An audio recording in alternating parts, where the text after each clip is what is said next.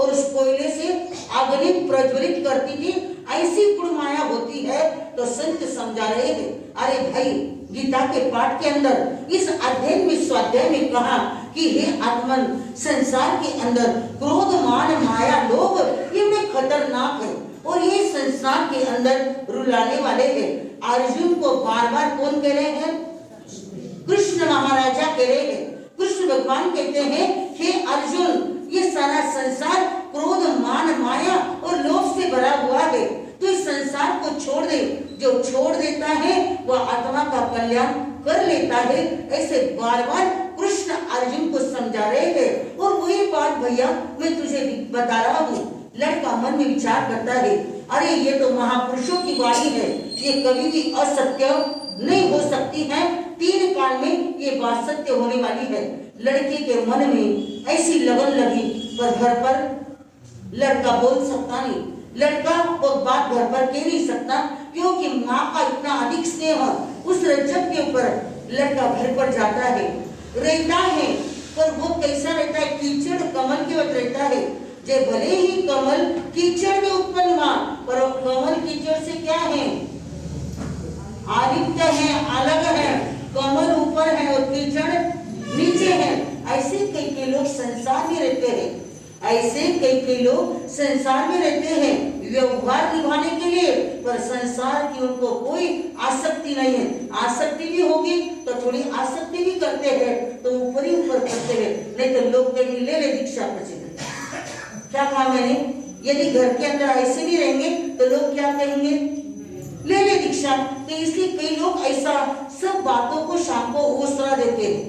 जैसे साधु जो दवाई पानी है शाम को ओसरे ओसरे करता है और सवेरे क्या करते हैं? आज्ञा लेते हैं। तो ऐसे कई ज्ञानी जीव हैं कि शाम को सोते समय जितनी भी प्रॉपर्टी है सब प्रॉपर्टी को, धन को, संपदा को, माल को, मटेरियल को ओसरे ओसरे, क्या कहते हैं? ओसरे ओसरे, यानी रात में मैं चला भी गया, इस धन के प्रति मेरा कोई मोह नहीं है, मुझे कोई पाप लगने वाला नहीं है, मुझे कुछ दोष लगने वाला नहीं। बंधु सवेरे सवेरे एक घटना है जालना नगरी के अंदर, सब पूरे लोग जानते हैं उनको, बच्चे से लेकर बूढ़े तक।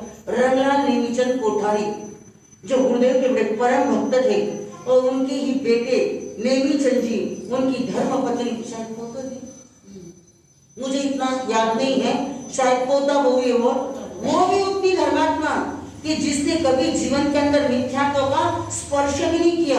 जो भी करना है बाजी कई करो। हमने जितनी बार पूछा भाई पैसा के अंदर, क्योंकि संसार के अंदर ये सब समस्या वाले लोग रहते हैं, आते हैं बाजी कई साफ करो। जो भी हमने बताया बराबर श्रद्धा से आस्था से किया। हर रोज बाजी 2-3 दिन में बाजी में तबियत ठीक नहीं भागी, तो करो पैसा क्या फेरो, नवकार मंत्र फेरो, ये फेरो, रोज फेरती थी। क्या कर रहा है? हर रोज गीता का पाठ सुनने जा रहा है। सुनते सुनते एक दिन उसको इतना जबरदस्त वैराग्य आ गया, घर पर आना जाना बहुत कम हो गया। माँ समझ गई कि अरे मेरा बेटा संतों के साथ में चलाना चाहे, इसलिए माँ ने उस बेटे की सगाई पास के गांव में कर दी। सगाई कर दी, बेटा मना कर रहा है, माँ मुझे अपनी शादी नहीं कर। अरे बेटा नहीं, तुझे मानना पड़ेगा, नहीं तो देख तू शादी नहीं करेगा। तो माँ ने डांट दिया और बेटे ने मान लिया। रज्जब की सगाई हो गई, शादी का दिन भी आ गया। रज्जब घोड़ी पर बैठकर जहाँ शादी लग्न मंडप था वहां बैठ कर जा रहा था। बाराती आगे बैंड बजा रहे थे, कोई नाच रहे थे, कोई फूल बरसा रहे थे, और रज्जब किस पर बैठा है? घोड़ी पर बैठा है। जैसे संत को पता चला, संत ने तुरंत झोली हाथ में ली। अरे मैं इतना समझाया रज्जब को, रज्जब ने क्या कर दिया? ये कैसा स्वाध्याय कर रहा है रज्जब? तुरंत संत वहां से निकले और घोड़ी के पास में आए। जैसे रज्जब ने संत को देखा, गुरुदेव प्रणाम। अरे भाई प्रणाम क्या करता है?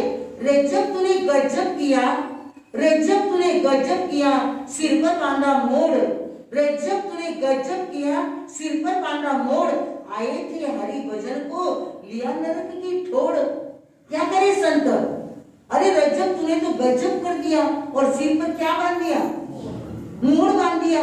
ये क्या करते? आए थे हरि भजन को। मेरे पास किसके लिए आते थे आप? स्वाध्याय सुनने के लिए। कौन सा? गीता गीता का पाठ सुनने के लिए, उस स्वाध्याय का अध्ययन करने के लिए, उस पारायण के अंदर आप भी शामिल होते थे। और रज्जब ये तूने क्या कर दिया, इतना सुनने का फायदा ही क्या। कौन कह रहे हैं? संत कह रहे हैं। जैसे रज्जब ने सुना तुरंत घोड़ी से उतर गया, पूरे परिवार वाले पकड़ रहे हैं।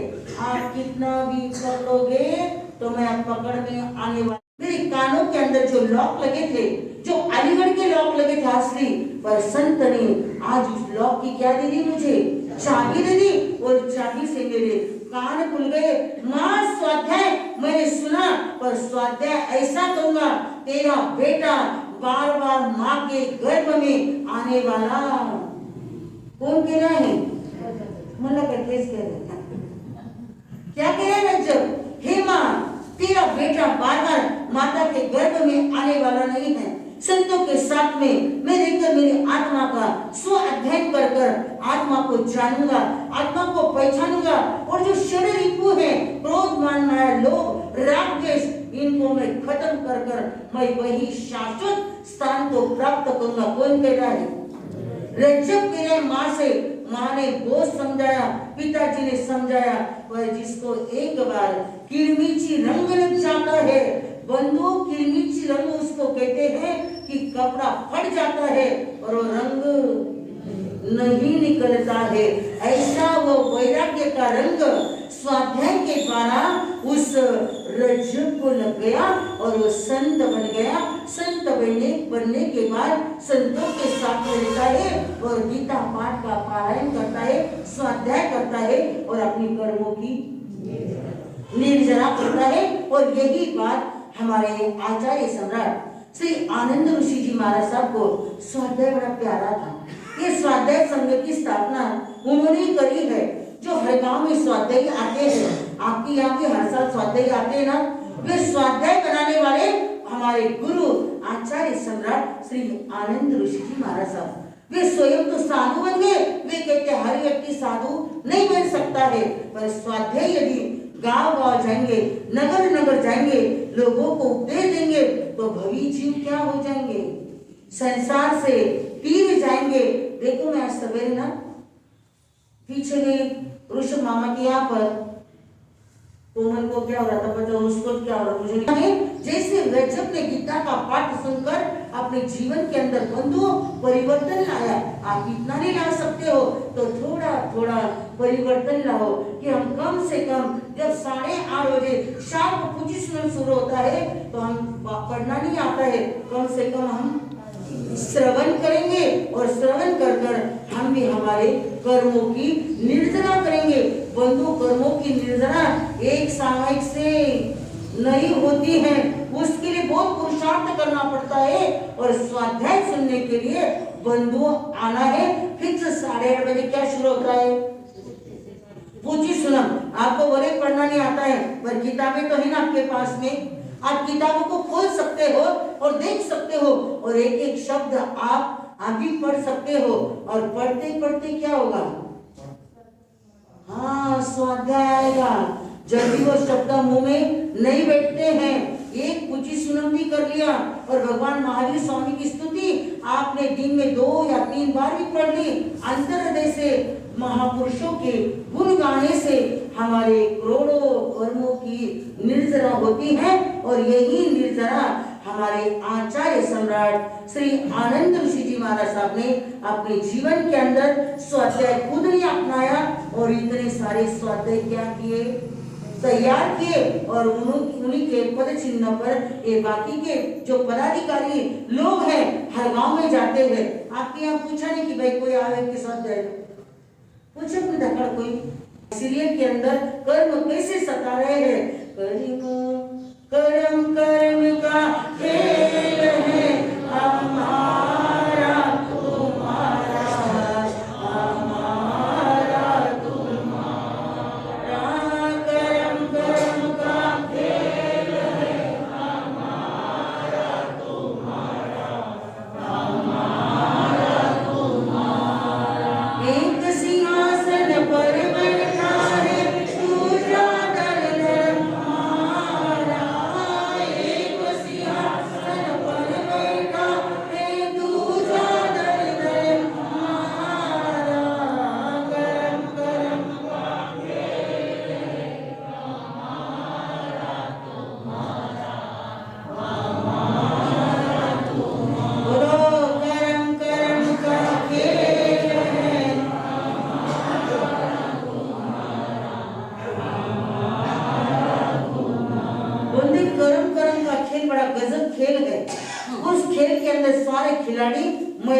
आ गए हैं। क्या कर रहे हैं हमारे 10 प्राणी?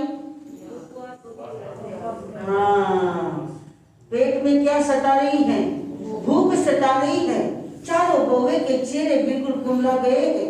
ससुर जी ने चेहरों की तरफ देखा और चारों को बुलाया, बेटा इधर आ जाओ। अब पुराना जमाना था, ऐसी बउए सामने नहीं आती थी। सामने आना है तो बीच में कोई तो भी खड़ा करना। जब बउए सामने आती थी, ससुर जी ने आवाज लगाया। चारों बउए झट से माता जी के पास गई। माता जी, हमको ससुर जी बुला रहे हैं, आप भी हमारे साथ में चलो। क्या बात है? चलो बेटा, मैं भी चलती हूँ। पहले सास आकर बैठ गई और एक साइड को बउए बैठ गई। पिताजी कहते, देखो बेटा, ये कर्म हमारे उदय में आए, इन कर्मों को हम भोगने वाले हैं। पर एक बात याद रखो कि 2 दिन हो गए हैं, पेट में कुछ भी नहीं है। जंगल में गए पर जंगल में सूखी लकड़ी भी नहीं मिली और सूखा घास भी नहीं मिला। बेटा एक काम करो। पिताजी बोलो क्या काम करना है? चारों बउए खड़े हो गए। काम का नाम लिया ना, तुरंत चारों बउए खड़ी हो गई। पिताजी बोलो क्या काम करना है? देखो बेटा, ये जंगल में हम घूम रहे थे, अब ये रोटी कब मिलेगी, क्या मिलेगी, इसका कोई भरोसा नहीं है। आपके चारों के पियर वाले बड़े रईस घराने की बहू है मेरी, तो आप एक काम करो, मैं चारों बेटों को कहता हूँ और आपको आपके पियर छोड़कर आ जाएंगे। आप वहां पर आनंद पूर्वक रहना और 12 साल के बाद में हम आपको लेने के लिए आएंगे। झट से छोटी बहू खड़ी हो गई। पिताजी ये क्या कर रहे हैं? सुख के समय आपने हमको साथ में रखा और दुख का समय आ गया तो आप हमको कहाँ भेज रहे हैं? पियर में। हम हरगिज नहीं जाएंगे। पिताजी, नारी का कर्तव्य नहीं है। देखो पिताजी, वनवास किसको मिला था? 14 साल का रामचंद्र प्रभु को मिला था, पर साथ में कौन गई? सीता मैया गई। सीता मैया को बहुत मना किया, सीता मैया को बहुत मना किया, पर सीता मैया मानी क्या? नहीं मानी। मेरा पति ही क्या है? मेरा पति परमेश्वर है। मेरा पति जहाँ जाएगा मैं वहां पर जाऊंगी। पिताजी हम हरगिज नहीं जाने वाले थे। पिताजी देखो, प्रभु कितने साल गए? 14 साल गए। वह माँ बलि रोती रही। कौन?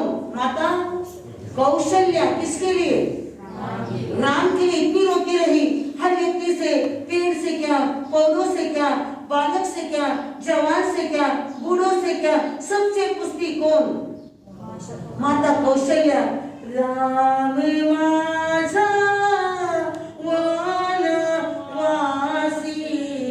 कोणी पाही लागा। राम माझा वनवासी कोणी पाही लागा। राम आणि सीता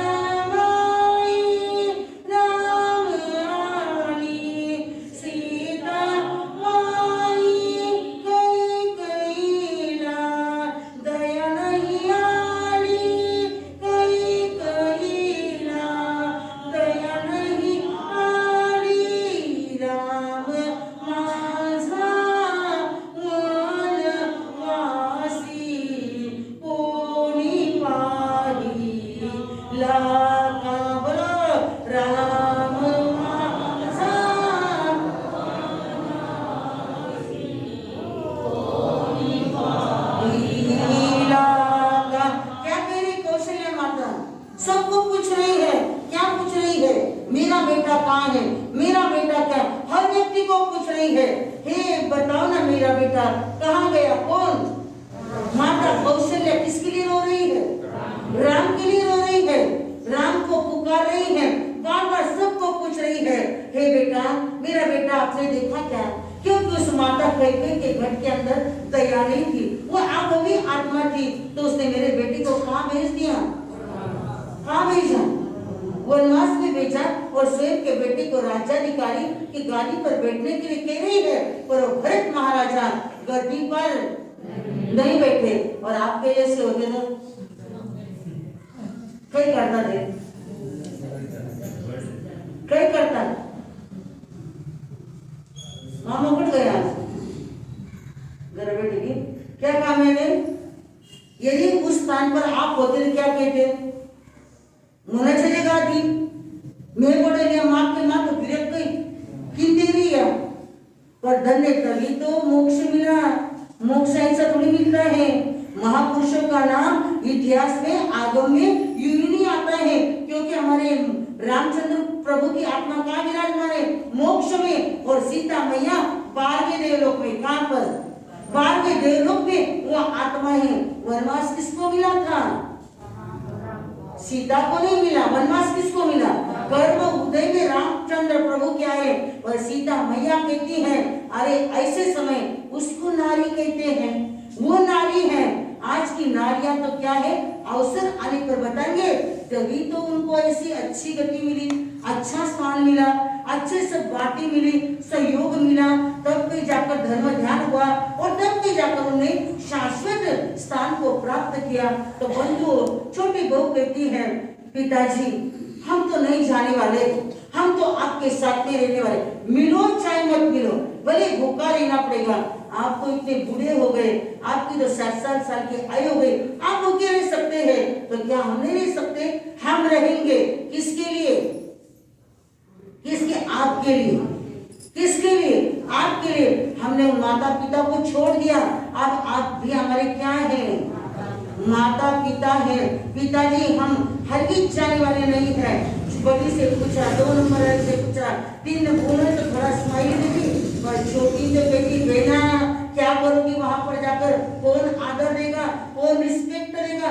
वहां तो भाभिया ये कहेगी कि अरे आपत्ति कुचाई कोमल आती है, यानी हमको देखने की दृष्टि उनकी बदल जाएगी, अलग रहेगी। बेना हमको नहीं जाना है। कौन समझा रही है? छोटी बहुत समझा रही है। सुंदरी कहती है कि यह जाना नहीं है, सुख में दुख में हम इनके साथ रहेंगे। पिताजी कुछ भी हुआ तो हम आपके हमारे पियर जाने वाले नहीं है और नहीं वहां से कुछ लाने वाले। आज हमारी आदत क्या है? सब केवे रोटी खावे माटी रे गीत गावे गिरारा। क्या कहा मैंने? 108 अगस्त रहे, ये मेरे पप्पा ने साड़ी ली, या मेरी मम्मी ने कान मकाले, या मेरी मम्मी ने हार लिए। आज सगो माने भाई थाल मम्मी कितना हार लेना रे, कुंती साड़ी लेना रे, सगो मालूम है, पर सांगल तोड़ पांगल फोटो जोड़ सांगल। क्या कहा मैंने? कोई देते नहीं। अब इतने साल है, कौन देंगे? उनके पीछे उनकी क्या है? घर गृहस्थी है, कोई देता नहीं है। छोटी बोनी का पिताजी हम तो हरगिज जाने वाले नहीं हैं, हम आपके साथ में रहेंगे। भले 2 दिन मिलो, 2 दिन मत मिलो, 4 दिन मत मिलो, कुछ नहीं होता है। हमको तो 4 दिन 8 दिन की तपस्या करनी पड़ रही है, पर धन्य है हमारे इन तपस्वियों को। आज हमारी साधना बेगी धीरे धीरे कहाँ तक आ गई? ये बेगी धीरे धीरे 19 पर आ गई है। 19 दिन उसके भी गए और 19 दिन हमारे किस में गए?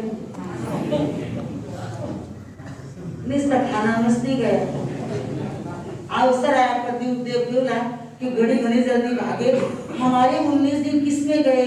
धन्यवाद है हमारी बेटी को कि धीरे पड़ गया। सासू जी गया दिखो, गिफ्ट लाओ गया दिखो, हाँ पीड़ गया दिखो, हाँ तो बन थे मैं क्यों सको था उन लोग पूछोगे, हाँ अरे सब सीसी में आ जाए क्योंकि गाड़ी आप रसूद जावे ना, हाँ सब ध्यान आधा सब लगे सीसी में आ जाए। हाँ तो बंधु धीरे धीरे हमारी साधना भी 19 तक आ गई और तपस्या में कड़ी लगाने वाली हमारी आरती में पियर का कितना क्रेज होता है देखो।